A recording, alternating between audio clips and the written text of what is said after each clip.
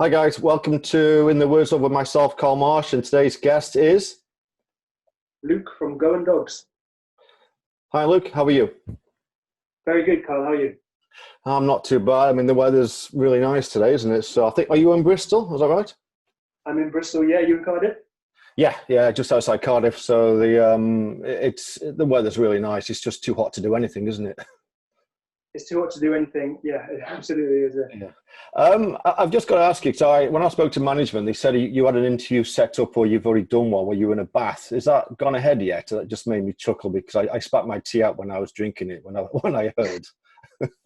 Yeah, I've done that one already. I got in the bath. I played Park Life by Blur on the acoustic guitar in the bar, and yeah, it went all right. Right, okay. And it's just, I thought it was quite hilarious. I mean, obviously this interview's a quite straight up interview, so I've got no bath for you to jump into anyway, so. Win some, you lose some.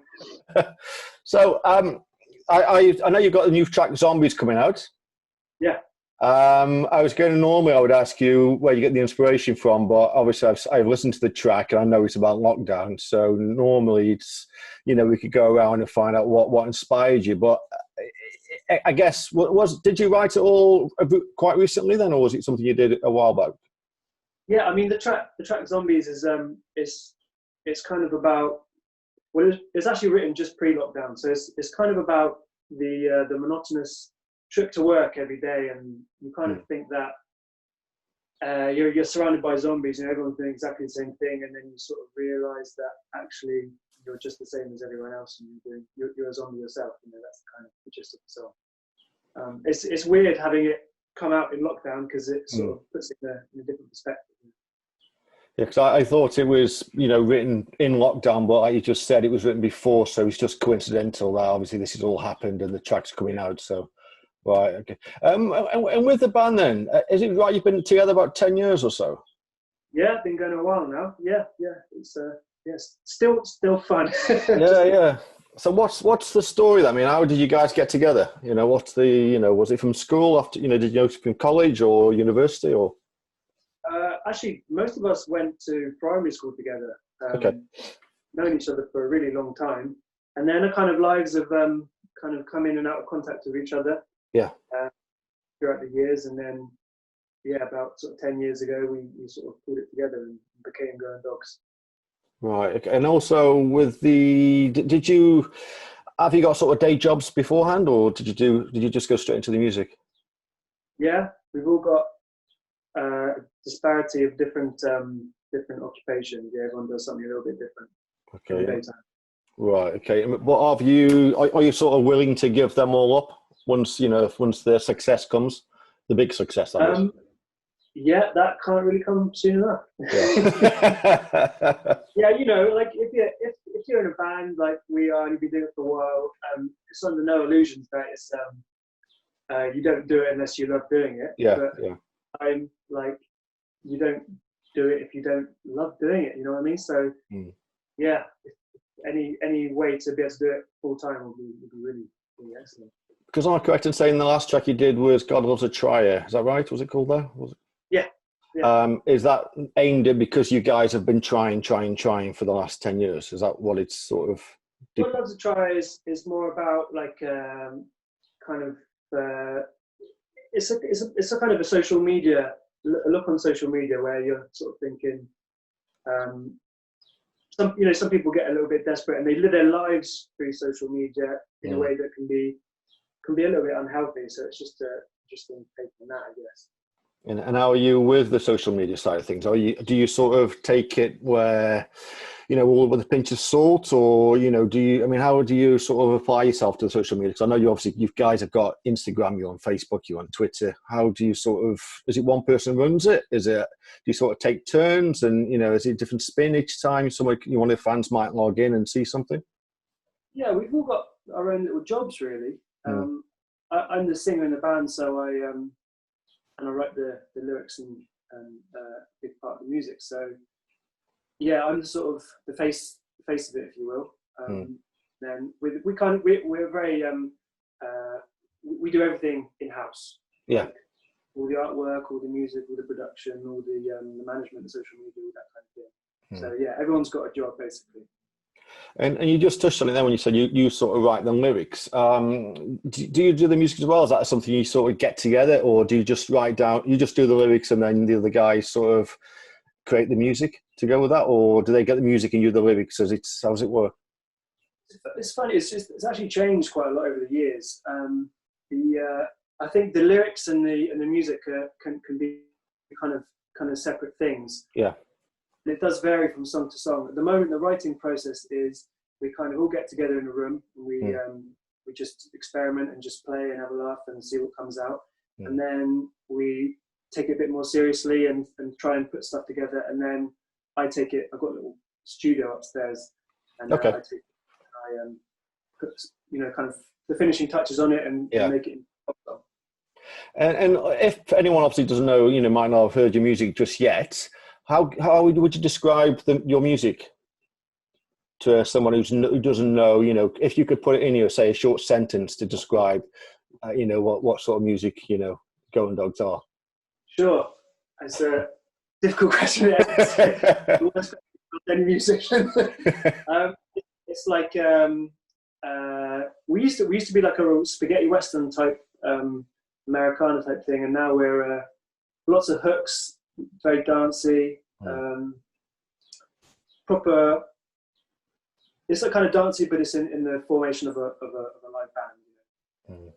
And you guys obviously have done a lot of live gigs over the years. Do you prefer that than the studio? I presume you do. I mean, I guess you sort of like the feedback from the crowd, don't you?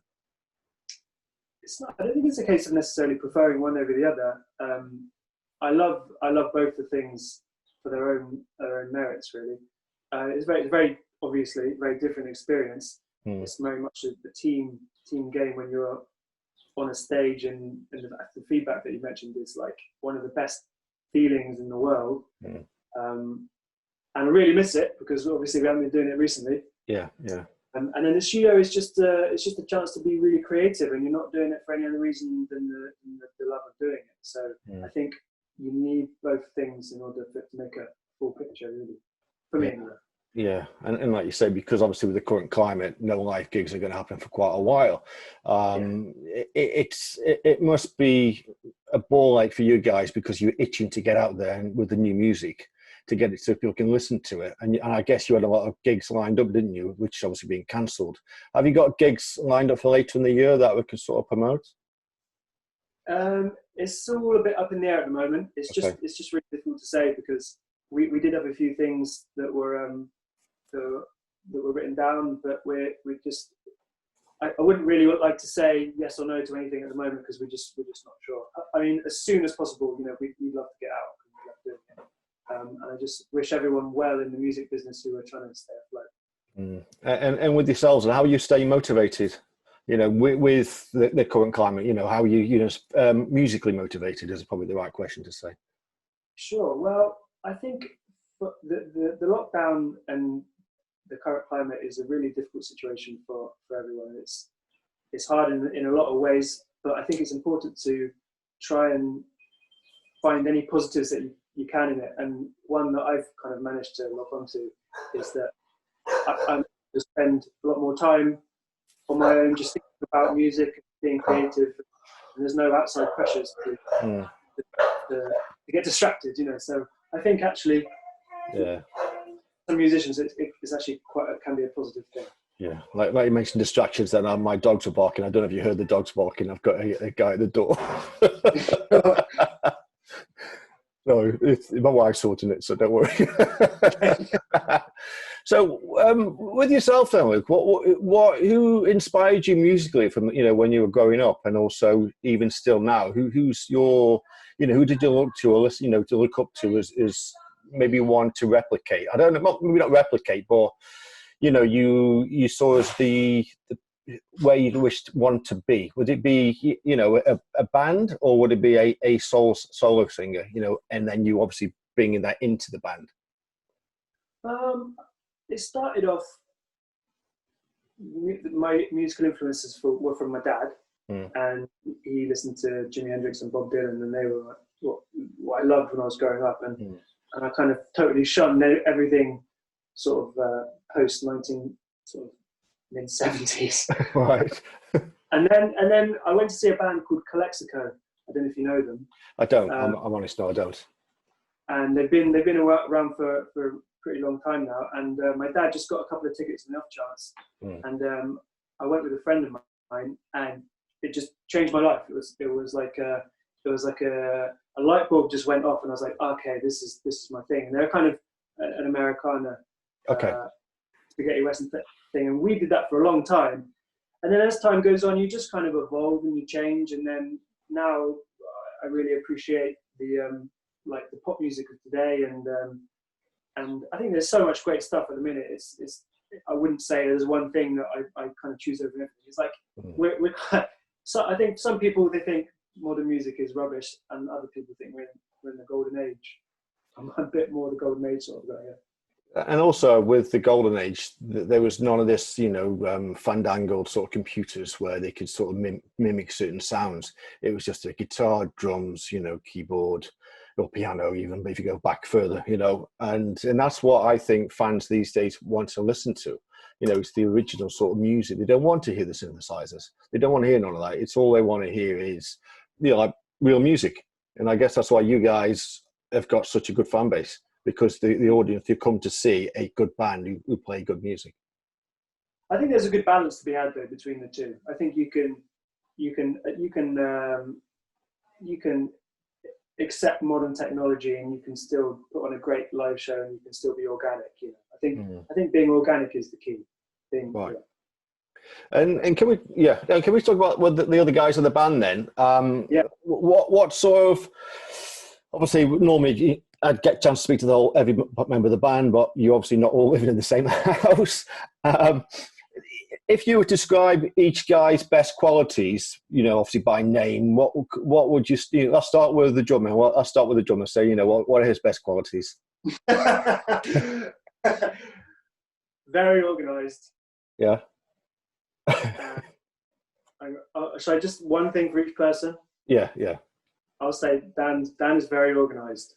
Oh no, also he's a great drummer. yeah, he is organised. Yeah. Okay, so then we've got Theo, who's obviously a great guitar player, incredibly creative. He's an excellent artist. We've got Bill, who is the bass player, and he is a great writer and very creative in that way. And then Sam is he's a very creative person in a lot of ways, and he's a pleasure to interact with. And you'll know that if you ever meet him, you'll see this out. And on the flip side, what are their worst qualities? Just one thing, for each person, if they've got anything bad.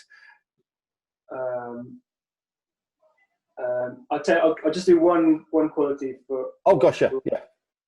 They're all a massive pain in the ass.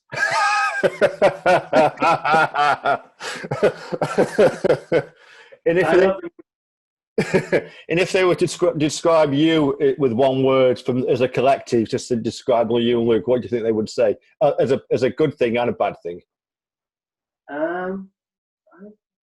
It's very hard to say.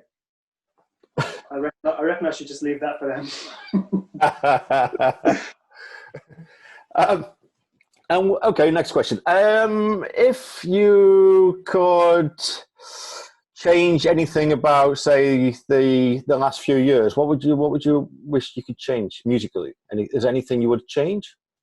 We've written with other people, producers and mixers in the past, and it's always been something that I've found a little bit daunting and a little bit like maybe it was too difficult for me. Anyway, we decided we couldn't really afford to employ other people like that. Yeah. So out of necessity, I became the producer and the mixer of the band.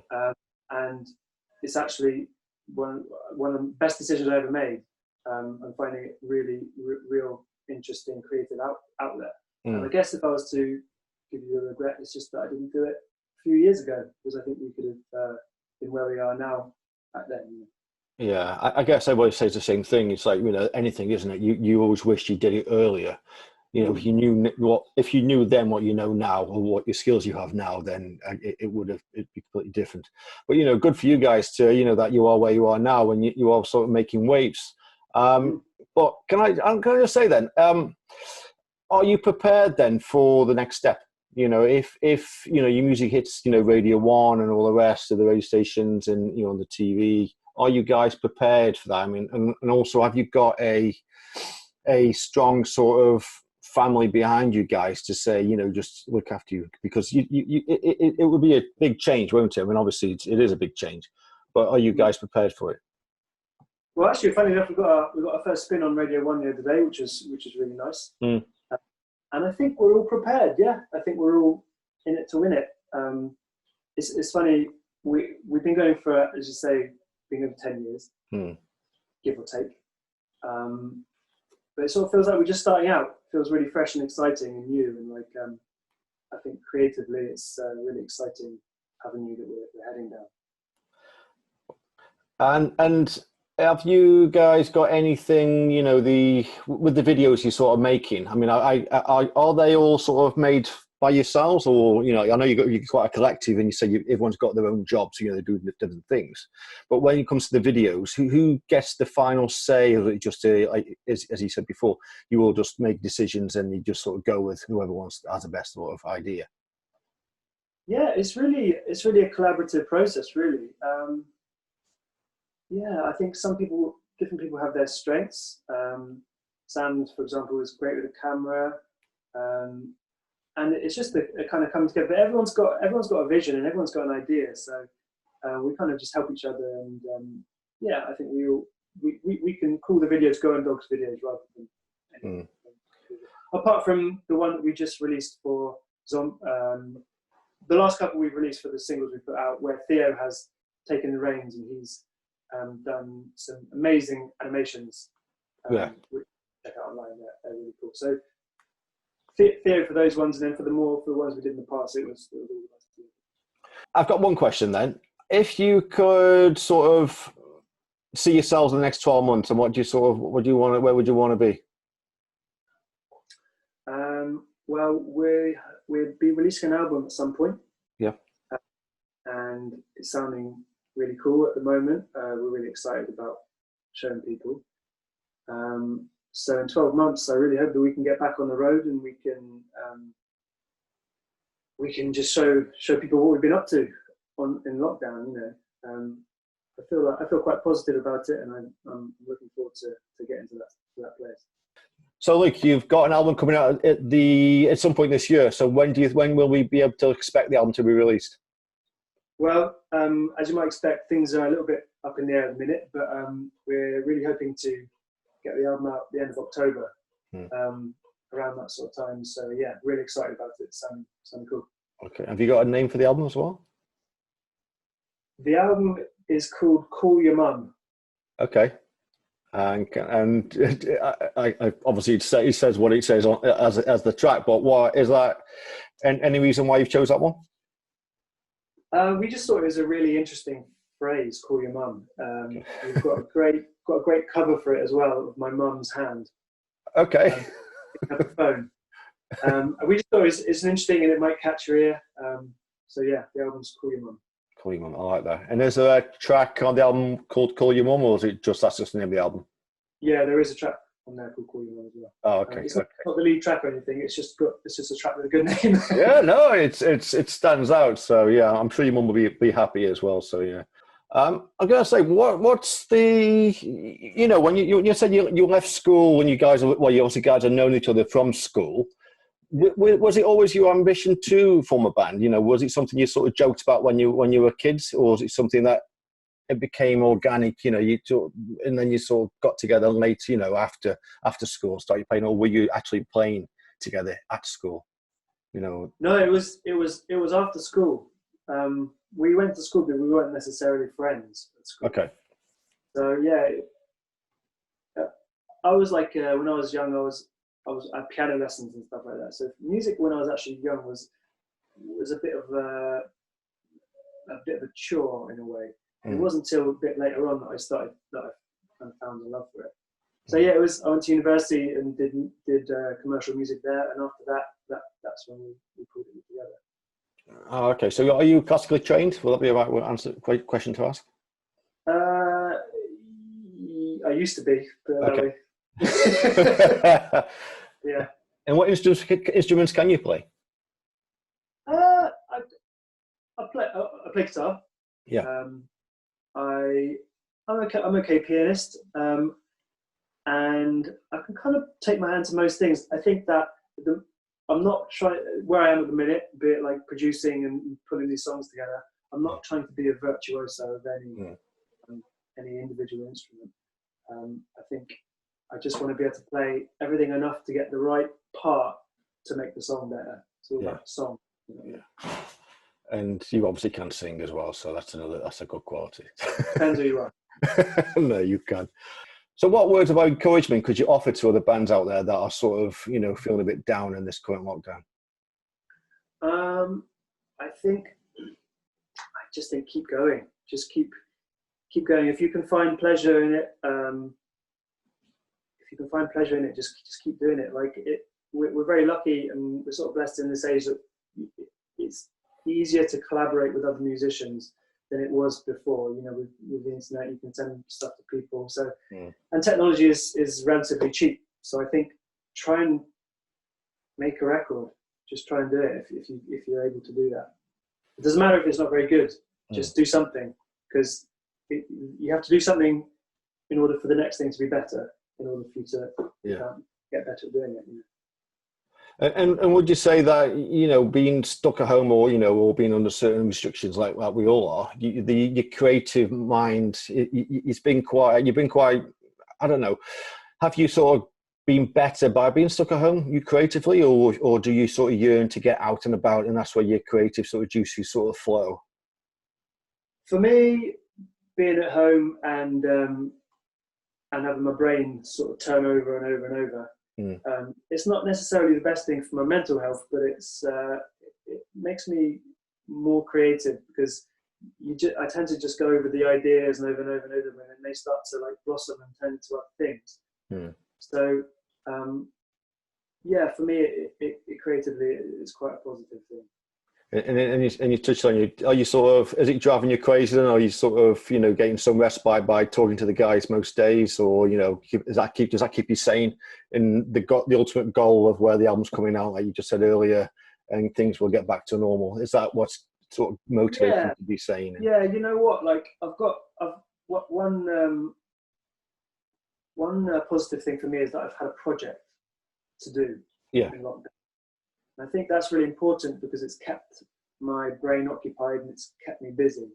So, I think it's been really helpful to have this album to produce and to mix, and having the other guys on a Zoom chat or on the phone is it's kind of essential, because for words of encouragement, if nothing else, and you can bounce ideas off them. So I think. Well, thank you for your time, and I really appreciate it, and thank you for being patient with me, because this is just a new thing for me. I'll get it edited down anyway. So, but no, thank you, Luke, and it's been lovely talking to you, and I wish you guys all the best. Thanks very much.